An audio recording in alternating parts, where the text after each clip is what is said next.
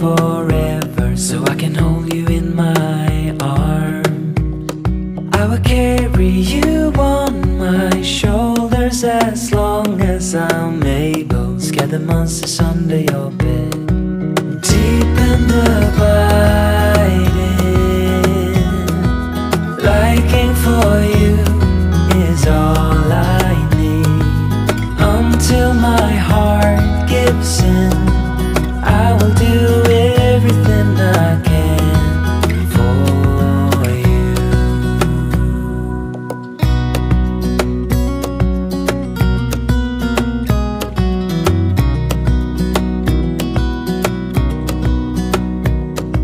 You will grow up in the blink of an eye and move out and be on your own. But no matter what comes your way, I will stay right here beside you to catch you if you fall. And deep and abiding,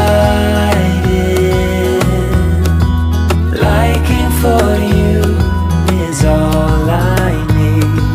Until my heart gives in, I will do everything I can for you.